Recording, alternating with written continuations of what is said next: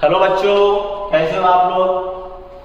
आज का जो आपका है टॉपिक जो आपका है बहुत ही रोचकदायक कह सकते हैं इसको, ठीक है, जो कि छोटे बच्चे से लेकर के बड़े बच्चे तक आपका है कि कह सकते हैं कि अति आवश्यक है।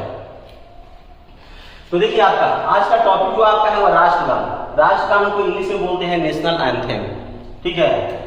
तो राष्ट्रगान से संबंधित आए दिन आपका है कि रेलवे एसएससी में भी आपका है कि बहुत सारे क्वेश्चन जो आपका है वह आपको पूछता है, ठीक है।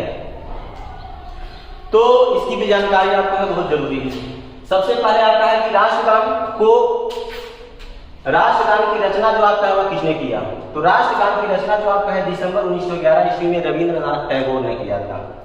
राष्ट्रगान की रचना 1911 ईस्वी में रविंद्रनाथ टैगोर ने किया था। फिर आपका है जनवरी 1912 ईस्वी में यह तत्वबोधिनी नामक पत्रिका में, किस पत्रिका में, तत्वबोधिनी नामक पत्रिका में, जिसका शीर्षक था भारत भाग्य विधाता।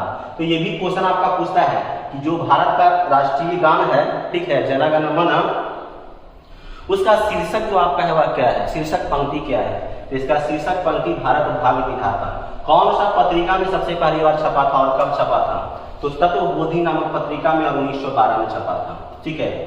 अब इसी राष्ट्रगान को 1919 ईस्वी में रविंद्रनाथ टैगोर ने मॉर्निंग सॉन्ग ऑफ इंडिया के नाम से अंग्रेजी में अनुवाद किया। तो क्वेश्चन आपका पूछता है कि इसका अंग्रेजी अनुवाद जो आपका है वह क्या कहलाया। तो इसका अंग्रेजी अनुवाद मॉर्निंग सॉन्ग ऑफ इंडिया कहलाया, जो कि 1919 में रविंद्रनाथ टैगोर ने आपका है कि इसका अंग्रेजी अनुवाद किया था। फिर आपका क्वेश्चन है कि वर्तमान में राष्ट्रगान संगीतमय धुन बनाने का श्रेय जो आपका है, यानी राष्ट्रगान जन गण मन का जो धुन है वह किसने बनाया था। तो कैप्टन राम सिंह ठाकुर। किसका श्रेय जाता है, तो कैप्टन राम सिंह ठाकुर को जाता है। फिर आपका राष्ट्रगान को सबसे पहले कांग्रेस का किस अधिवेशन में गाया गया और कब गाया गया और इसके अध्यक्ष कौन थे। तो राष्ट्रगान को सबसे पहले 1911 में कलकत्ता अधिवेशन में गाया गया और उस समय अध्यक्ष जो आपका थे पंडित विशन नारायण। अध्यक्ष कौन थे, पंडित विशन नारायण। फिर आपका संबंधित क्वेश्चन आपका पूछता है कि राष्ट्रगान को गायन का यह अवधि जो आपका होती है, यानी कितना समय में आपका है कि इसको समाप्त कर देना होता है।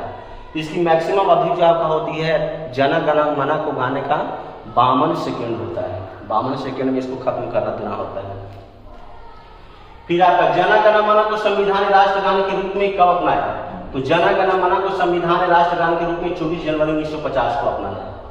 फिर आपका है राष्ट्रीय गीत। राष्ट्रीय गीत को बोलते हैं नेशनल सॉन्ग, ठीक है। राष्ट्रीय गीत को आनंद मठ से वंदे मातरम को राष्ट्रगीत के रूप में अपनाया गया। क्वेश्चन पूछता है कि जो राष्ट्रीय गीत जो आपका है वंदे मातरम को किस मतलब की पुस्तक से लिया गया, किस ग्रंथ से लिया गया। तो आनंद मठ से लिया गया है। दूसरी बात, आनंद मठ की रचना किसने और कब कौन किया था। तो आनंद मठ की रचना जो आपका है 1874 ईस्वी में और बंकिम चंद्र चटर्जी ने किया था। कहीं कहीं इसका नाम बंकिम चटर्जी उपाध्याय के नाम से आपका है कि मिलता है। तो आनंद मठ से लिया गया और जिसके रचनाकार बंकिम चंद्र चटर्जी और 1874 में किए थे।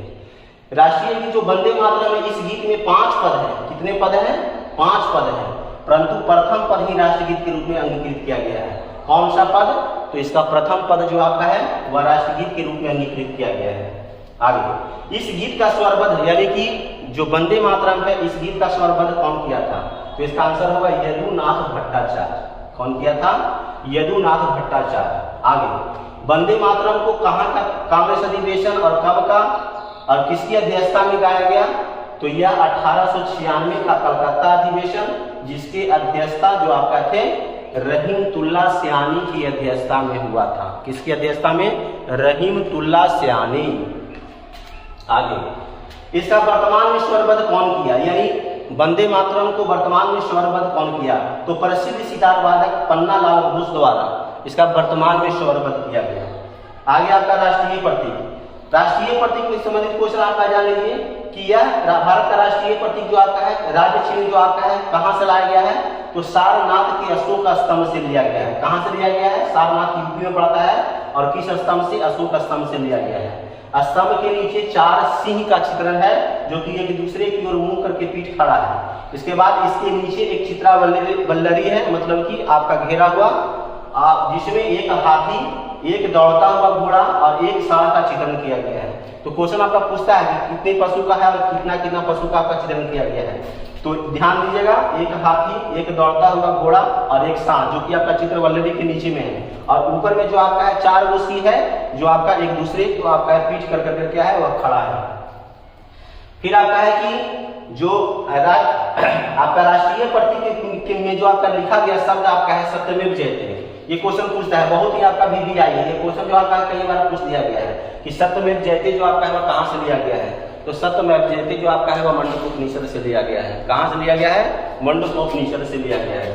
आगे आपका भारत सरकार ने जो राष्ट्रीय प्रतीक है इसे कब अपनाया? तो भारत सरकार ने यानी कि राज्य चिन्ह को जो है अपनाया, अशोक स्तंभ को जो अपनाया है वह 26 जनवरी 1950 को अपनाया। कब अपनाया? 26 जनवरी 1950 को। ठीक है, अब इससे संबंधित बहुत ही आपका महत्वपूर्ण सवाल जो आपका है यहाँ पर आपका है, जो कि महत्वपूर्ण तथ्य के रूप में आपका संकलित किया गया है। यहाँ पर आप एक नजर इसको भी देख लीजिए। जैसे भारत का राष्ट्रीय ध्वज क्या है? तो भारत का राष्ट्रीय ध्वज तिरंगा। ठीक है, भारत का राज्य चिन्ह कौन है? तो अशोक चक्र। भारत का राष्ट्रगान तो जन गण मन। भारत का राष्ट्रीय गीत वंदे मातरम। भारत का राष्ट्रीय वाक्य सत्यमेव जयते। भारत का राष्ट्रीय कैलेंडर शक संवत। भारत का राष्ट्रीय लिपि देवनागरी। भारत का राष्ट्रीय मुद्रा रुपया। भारत का राष्ट्रीय योजना पंचवर्षीय योजना। भारत का राष्ट्रीय खेल हॉकी। भारत का राष्ट्रीय वृक्ष बरगद। भारत का राष्ट्रीय पुष्प कमल। भारत का राष्ट्रीय पक्षी मोर।